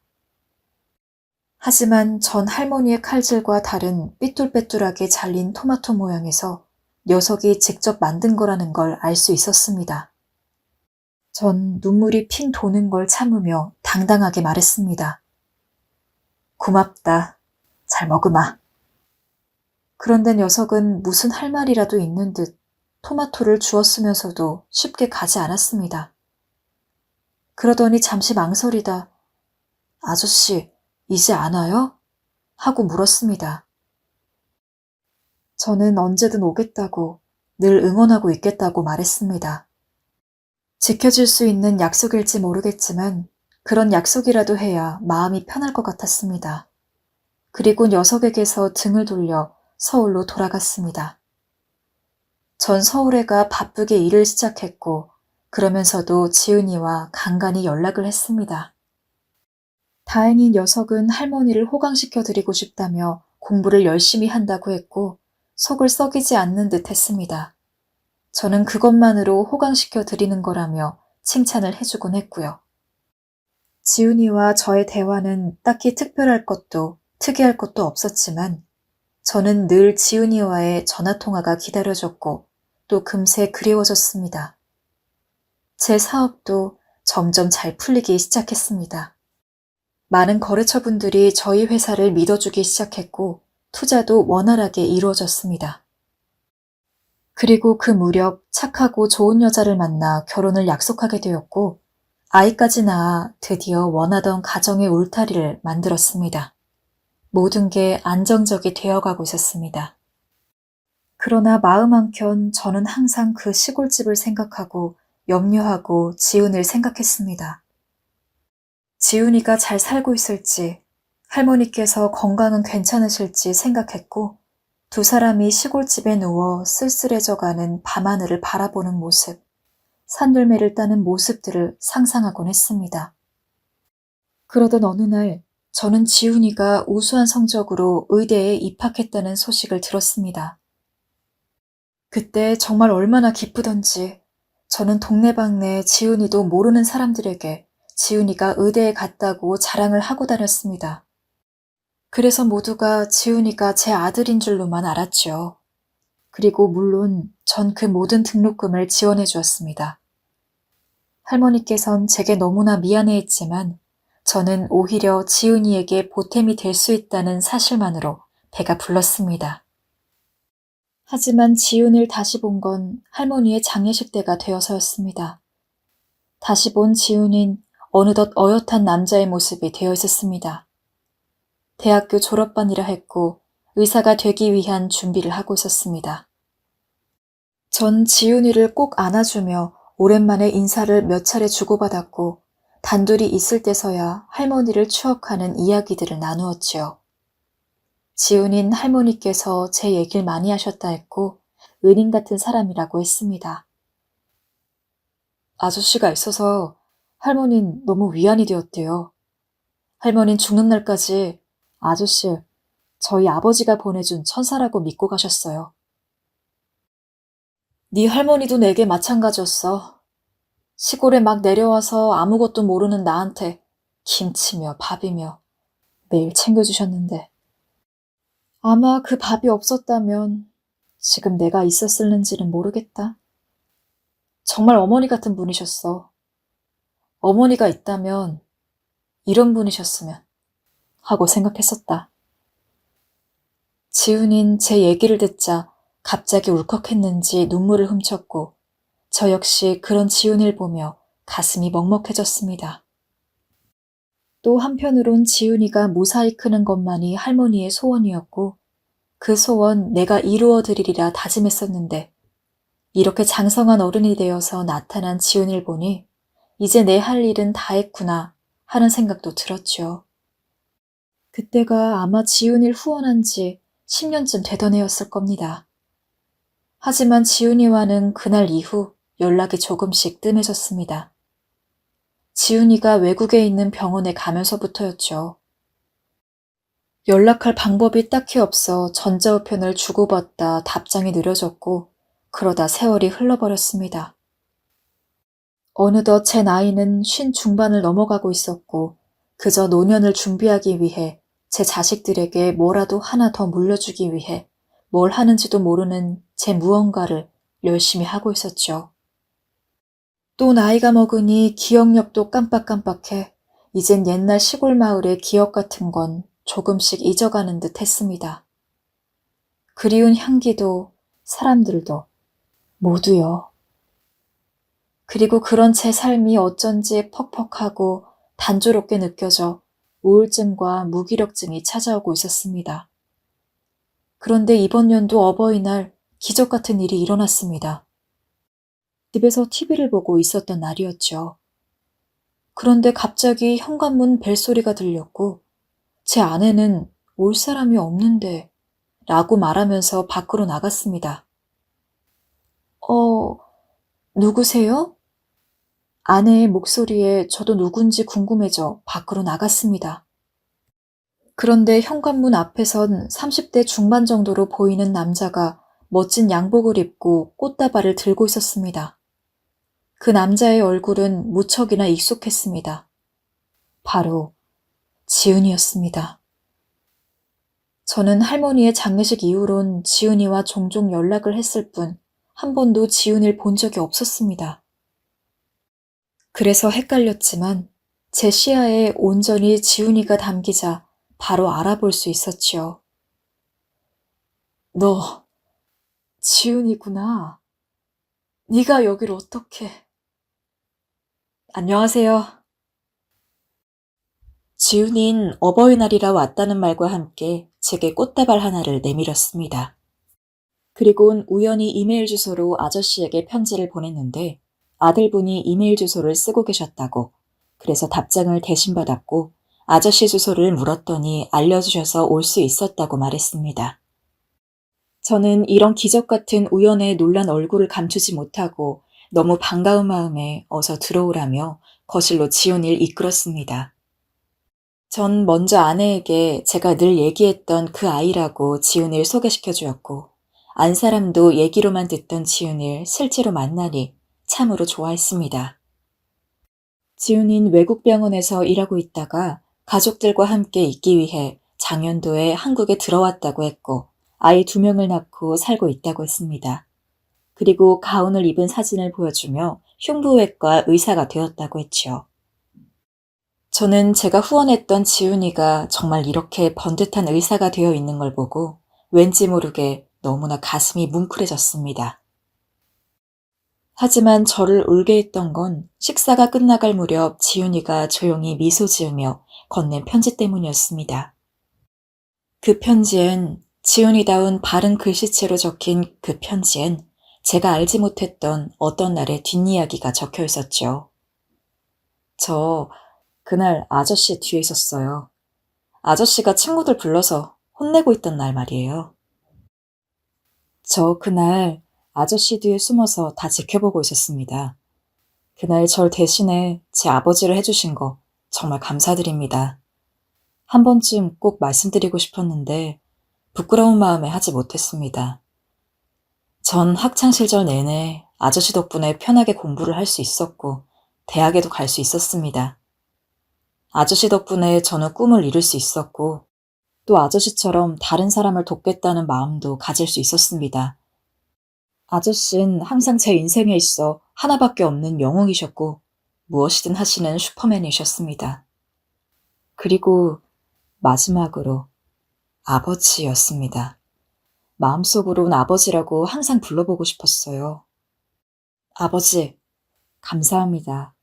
절 키워주시고 사랑해주셔서 감사합니다. 그리고 지훈이는 통장을 하나 건넸습니다. 지훈이가 건넨 통장엔 제가 지훈이를 후원했던 액수보다 훨씬 많은 금액이 적혀 있었습니다. 지훈이의 마음이고 성이었습니다. 저는 편지를 품에 안고 아무 말 없이 눈물을 뚝뚝 흘리며 그 시절의 지훈이를 떠올렸습니다. 색이 발에 희미해져 있을 줄 알았던 그 옛날의 모습들은 단 하나도 잊히지 않고 제 마음속에 빼곡하게 담겨 있었습니다. 그것들은 다신 돌아갈 수 없는 시간이고 세월이고 흔적이었으며 너무나 소중한 시간이었습니다. 또 지훈이와 할머니와 함께 보냈던 시골집은 삶이 낱낱이 찢겨지고 해체되어 패배자로 남겨진 곳에서 절 다시 살게 해주었고 일어나게 해준 곳이었습니다. 누군가의 보호자가 된다는 것을 알게 해준 곳이었고 다시 일어서는 방법을 깨닫게 해준 곳이었습니다. 전 그날들을 떠올리며 편지를 꼭 끌어안았고 지훈이는 그런 제 마음을 아는지 조용히 절 끌어안았습니다. 그리고 지훈이는 마지막으로 제게 이렇게 말했습니다. 사랑합니다, 아버지. 지훈이가 왔다 간 이후 제 인생은 이상하게도 아주 많이 풍성해진 느낌이 들었습니다. 이런 기적 같은 일이 찾아왔다는 게 신기했고 또 앞으로 누군가를 돕는데 물질적으로, 정신적으로 후원을 아끼지 말아야겠다는 생각을 하게 되었습니다. 그래서 지훈이와 같은 아이들이 도움을 받을 수 있도록 어느 사회단체에 제가 모은 돈 중 반을 기부했지요. 요즘 저는 참 살맛이 납니다. 안 사람에겐 농담 삼아 아들이 3명 있다고 얘기하는데 그중 2명은 제 친자식이고 1명은 지훈이입니다. 내일은 지훈이와 지훈이 철을 만나 간단히 밥을 먹기로 했습니다. 벌써부터 옛날 얘기들을 나눌 생각에 마음이 설레어지네요. 제 기적 같은 이야기는 여기까지입니다. 여러분들에게도 과거의 소중한 인연을 다시 만난 날이 오시길 간절히, 아주 간절히 바랍니다. 항상 좋은 일만 가득하길 기도하고 있겠습니다. 감기 모두 조심하세요.